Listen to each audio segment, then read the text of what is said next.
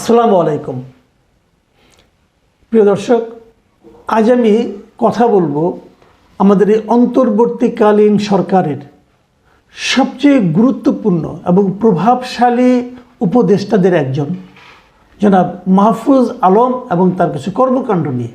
উপদেষ্টার মতো পদের থেকে এ ধরনের কর্মকাণ্ড করাটা শোভন কিনা এটা নিয়ে আমার বিভিন্ন সময় সন্দেহ হয়েছে এবং সেগুলো আমি গোপন রাখিনি। আমি সেগুলি প্রকাশ্যেই বলেছি, আপনাদের সঙ্গে শেয়ার করেছি। আমার কাছে মনে হয়েছে এই কাজগুলি উনি ঠিক করছেন না, অন্ততপক্ষে এই পদের থেকে তো নয়ই। তার সর্বশেষ যে নমুনা দেখতে পেলাম আমরা বিজয় দিবস উপলক্ষে, বিজয় দিবসের রাতে উনি একটা লম্বা স্ট্যাটাস দিয়েছেন ওনার ভেরিফাইড ফেসবুকে, এবং সেই স্ট্যাটাসটা দিয়ে 2 ঘন্টার মাথায় উনি আবার সেটাকে তুলেও নিয়েছেন। এখন আপনি হয়তো বলবেন যে ফেসবুক স্ট্যাটাস উনি তুলে নিয়েছেন সেটা নিয়ে আমি আলোচনা করছি কেন? হ্যাঁ, আলোচনা আমি করছি। দেখুন, যে ফেসবুক স্ট্যাটাস উনি তুলে নিয়েছেন সেটা আমার কাছে তাহলে এলো কী করে? এসেছে এই কারণে যে এটা নিয়ে এরই মধ্যে চারিদিকে তোলপাড় পড়ে গেছে। কেবল দেশে নয়, বিদেশেও পড়ে গেছে। আমার বিদেশ থেকে বেশ কয়েকজন বন্ধু আমাকে সেই স্ট্যাটাসটার স্ক্রিনশট পাঠিয়েছে এবং বলেছে, ওনাদের বক্তব্যটা এরকম যে এই লোকটা কি উন্মাদ? এই ধরনের একটা লোক কী করে সরকারের সঙ্গে থাকে? সরকারের নীতি নির্ধারণী পর্যায়ে এই ধরনের একটা লোক কী করে থাকে? এই প্রশ্নটা ওনারা করেছেন। কেন তারা এই ধরনের কথা বললেন আমি আপনাদেরকে একটু একটু দেখাতে চাই। বেশ বড় স্ট্যাটাস। সেই স্ট্যাটাসে উনি যেটা বলতে চেয়েছেন মূলত সে কথাটা হলো যে উনি একটা অখণ্ড বাংলার স্বপ্ন দেখছেন। এটা উনি দেখছেন না, উনি বলছেন যে এটাই আসলে বাংলা ছিল, এটাই ছিল, কিন্তু নানা রকম রাজনীতির কারণে, ভারতের রাজনীতি, পাকিস্তানের রাজনীতি, ব্রিটিশ রাজনীতির কারণে সেটা ভেঙে গেছে এবং সেটা এক সমান হয়নি, একরকম হয়নি, প্রত্যাশার মতো হয়নি, এবং না হওয়ার কারণে আজকে বাংলাটা এরকম খণ্ড বিখণ্ড। এটাকে উনি কি বলেছেন ওনার ভাষায়, বরং আমি আপনাদের টুকটাক একটু একটু করে পড়ে শোনাই। এবং সেই স্ট্যাটাসে যে স্ক্রিনশটগুলো এখন তো মানুষের হাতে হাতে ঘুরছে, সেই স্ক্রিনশট আমার কাছে এসেছে, আমি সেখান থেকে কিছু দেখাচ্ছি আপনাদেরকে। উনি যে জায়গাগুলো লিখেছেন সেটা হলো যে বিজয় এসেছে, বিজয় আসছে আমাদের, তবে সামগ্রিক নয় মুক্তি, সামগ্রিক নয়, মুক্তি এখনও বহুত দূর। মানে উনি বহুত দূরের মুক্তিটা দিকে যেতে চাচ্ছেন। আচ্ছা, উনি কী লিখেছেন শুনেন। হিমালয় থেকে বঙ্গোপসাগর পর্যন্ত এ অঞ্চলের সভ্যতা ও সংস্কৃতির যে গড়ন তা আদতে উত্তর ভারতের চাইতে আলাদা। মুসলিম হিন্দু নির্বিশেষে যে সে সভ্যতা ও সংস্কৃতির পূর্ণ বিকাশ ও হিমালয় থেকে বঙ্গোপসাগর পর্যন্ত জনপদ পুনরুদ্ধার ব্যতীত পোকায় খাওয়া পূর্ব পাকিস্তান হয়ে বাংলাদেশ দিয়ে আমরা মুক্তিকে ছুঁতে পারবো না। তার মানে হলো যে হিমালয় থেকে বঙ্গোপসাগর পর্যন্ত যে জনপদটা আছে এই জনপদটাকে পুনরুদ্ধার করতে হবে, করে একটা দেশ বানাতে হবে। এর সঙ্গে উনি সেই মানে কল্পিত যে একটা ম্যাপ ওটা উনি দিয়েছেন, ওটা অবশ্য ওনার ম্যাপ না, এটা পাকিস্তান আন্দোলনের সময় যখন পাকিস্তান আন্দোলন হচ্ছিল, পাকিস্তান ভারত যখন আন্দোলন 47-এর ঘটনা 1947-এর দিকে, তখন কিন্তু এই ম্যাপটা আমাদের এই দেশে অনেকে দিয়েছে। মৌলানা ভাসানী, যোগেন মণ্ডল, আবুল হাসিম, সোহরাওয়ার্দী এবং বঙ্গবন্ধু শেখ মুজিব, তাজউদ্দিন, এরাও এর সঙ্গে ছিল। তারা এইভাবে এই ম্যাপটা বিতরণ করছে সবার মাধ্যমে যে এটাই হবে বাংলাদেশের চেহারা। এবং সেই চেহারার মধ্যে কী আছে আমি আপনাদের ম্যাপটা দেখাচ্ছি, আপনারা ম্যাপটা দেখুন। সেই চেহারার মধ্যে আমাদের আজকে বাংলাদেশ আছে, ওদিক দিয়ে মুর্শিদাবাদ, অত কলিকাতা, এইগুলি জলপাইগুড়ি এগুলো আছে, এবং ইন্ডিয়ার যে 7 সিস্টার বলতে যেটাকে বোঝানো হয়, আসাম, ত্রিপুরা, মেঘালয়, হ্যাঁ, এই পুরো এলাকাটা, মণিপুর, এই পুরো এলাকাটা এর সঙ্গে যুক্ত হয়ে পুরো একটা ম্যাপ। এখন এই ম্যাপ কিন্তু কেবল কল্পনায়, মানে এই ম্যাপের রাজনৈতিক এই চেহারা কখনোই ছিল না। এখন মাহফুজ আলম বলছেন যে এই ম্যাপটা আগে একবার দেওয়া হয়েছিল, সোহরাওয়ার্দী সাহেবরা দিয়েছিলেন, ভাসানী ছিলেন, ওনারা দিয়েছিলেন। সেই ম্যাপটা বলছেন যে এটা যতদিন পর্যন্ত অর্জিত না হবে ততদিন পর্যন্ত নাকি পুরোপুরি মুক্তি আসবে না। তো এই ধরনের কথা আমরা আগেও শুনেছি, আরও অনেকে এই ধরনের কথা বলেছেন, অনেক ভারতীয় অনেক নেতা, অনেকে মানে অখণ্ড বঙ্গের কল্পনা করেছেন, কিন্তু সেটা কিন্তু আমাদের বাংলাদেশ কিংবা ইন্ডিয়া কারোর মধ্যেই কিন্তু সেটা গৃহীত হয়নি। কেউ সেটাকে কিন্তু বাস্তবে রূপ দেওয়ার কথা ভাবেও নি এবং সেটা যথাযথ বলে বলেও নি। কারণ বললে পরে কি হয়, রাষ্ট্রীয় যে সার্বভৌমত্ব সেখানে কিন্তু নানা ধরনের প্রশ্ন আসে। কাজেই সেটা আপনারা কতটা শোভন অথবা এ ধরনের একটা গুরুত্বপূর্ণ পদে থেকে সেটা নিয়ে কিন্তু আলোচনা আছে। আমি আরও ওনার স্ট্যাটাস থেকে আরও একটু পড়ি। উনি বলেছেন, এ রাষ্ট্রের জন্মদাগ তথা ভারত নির্ভরতা ও ভারতের আধিপত্য মুক্ত রাখতে ৭৫ আর ২৪ ঘটাতে হয়েছে। দুই ঘটনার ব্যবধান ৫০ বছর, কিন্তু আদতে কিছুই পরিবর্তন হয়নি। আমরা ভূগোল ও বন্দোবস্তে আটকা পড়ে গিয়েছি। এবং উনি আরেক জায়গায় লিখেছেন শেষ দিকে এসে নিয়ে, যে মনে রাখতে হবে দক্ষিণ এশিয়ায় আশরাফ মুসলিমদের ভূমি পাকিস্তান, ব্রাহ্মণ্যবাদী হিন্দুদের ভূমি ভারত, আর হিন্দু মুসলিম দলিত নির্বিশেষে নিপীড়িত মজলুম মানুষের ভূমি বাংলাদেশ। তাই বাংলাদেশকে এ খাঁচা থেকে বেরোতেই হবে। দক্ষিণ এশিয়া নয়, পুরো গ্লোবাল সাউথ বাংলাদেশের নেতৃত্ব অনুসরণ করবে। এই হলো ওনার কল্পনা এবং ওনার চিন্তা। এবং শেষে উনি যেভাবে শেষ করেছেন সেটা হলো ২৪ কেবল শুরু, শেষ বিন্দু নয়। এই অভ্যুত্থানের নেতৃত্ব জানেন তাদের লড়াই অসমাপ্ত।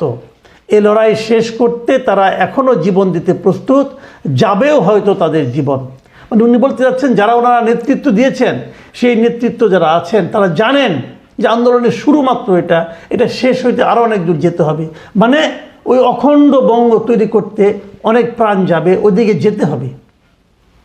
এই ধরনের কথা দেখেন, আমি আগেও বললাম যে এগুলো অনেকেই করতে পারে, অনেকে বলতে পারে, চিন্তা করতে পারে, আলোচনা করতে পারে, পড়ার টেবিলে, আলোচনার টেবিলে করতে পারে, লিখতেও পারে, কেউ সমস্যা নাই।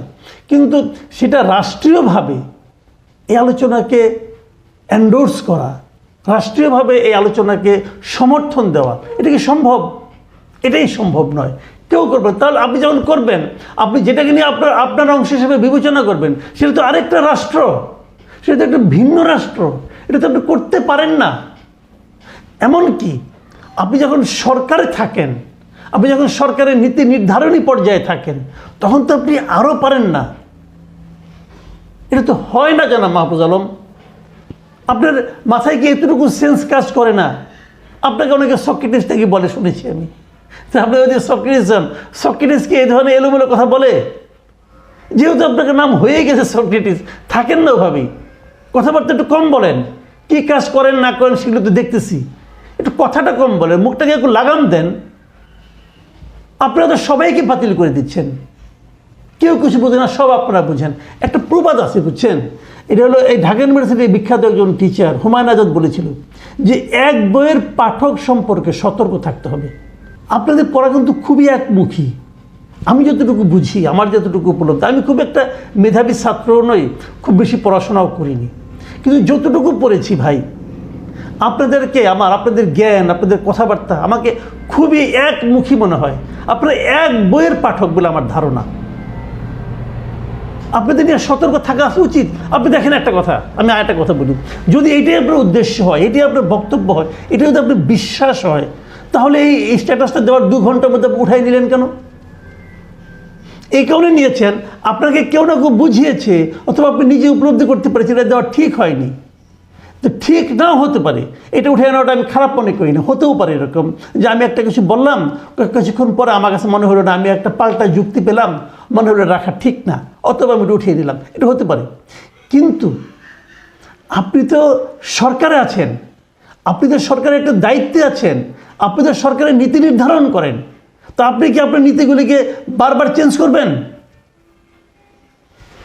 যে নাকি এরকম একটা বড় বিষয়, যে বিষয়টা নাকি আমাদের আন্তর্জাতিক অঙ্গনে, আমাদের রাষ্ট্রীয় পর্যায়ে সংঘাত তৈরি করার মতো অবস্থায় নিয়ে যেতে পারে রাষ্ট্রকে, সেই ধরনের বক্তব্য আপনি হুট করে দিয়ে দিচ্ছেন, আবার তুলে নিচ্ছেন। ভাই, এটা তো ছেলে খেলা না, এটা তো পুতুল খেলা না। পুতুল খেলার যোগ্যতা নিয়ে রাষ্ট্র চালাতে গেছেন, এত সহজ না দুনিয়াটা। এই ধরনের কথা আপনি পাঠচক্রে বলতে পারেন, এমনকি পল্টনের মাঠেও বলতে পারেন, কিন্তু সরকারের একজন উপদেষ্টা তার ভেরিফাইড ফেসবুকে এই ধরনের মন্তব্য করবে এবং তারপর আশা করবে যে এটাকে ইস্যু করে আমাদের প্রতিবেশী রাষ্ট্র কেউ আমাদের এখানে নাক গলানোর সুযোগ নেবে না, এটা আপনি ভাববেন কিভাবে? শুনেন, একটা কথা বলি, মাঝে মাঝে বলি যে স্বৈরাচারের পতন ঘটানো এবং নতুন একটা দেশ গড়ে তোলা এক জিনিস না। ভবন ভাঙে না, ভবন ভাঙতে দেখেন। ভবন ভাঙার জন্য এক ধরনের শ্রমিক লাগে, ভবন ভাঙাটাও কিন্তু বড় কাজ, কিন্তু ভবন যে ভাঙে সেই শ্রমিক কিন্তু আরেকটা ভবন গড়তে পারে না, গড়ার জন্য আর্কিটেক্ট লাগে। তো আপনারা একটা সরকার নামিয়ে দিয়েছেন মানে এই না, তো আপনারা নামান নেই, কিন্তু অন্য সবাই নামিয়েছে, আপনারা সেটা সামনে ছিলেন কেবল ওই সময়ের প্রয়োজনে, ওই সময়টা আপনাদের সামনে নিয়ে এসেছিল, অন্য কোনো কিছু না, অন্য কোনো কিছু না। 15 বছর চলতে থাকে আন্দোলন, 15 বছর চলতে থাকে মানুষের মনে ক্ষোভ, মানুষের পুঞ্জীভূত যে বিদ্রোহ, ক্রোধ, সেটার যখন চূড়ান্ত পর্যায়ে উঠেছে তখন সময়ের কারণে আপনারা সামনে চলে এসেছিলেন। এখন এই আন্দোলনের পুরা কৃতিত্ব নিজেদের কাছে নেওয়ার চেষ্টা করেন না, আপনারা সেই পর্যায়ের লোকজন না, এর মধ্যে আপনারা হারে হারে প্রমাণ করে দিয়েছেন।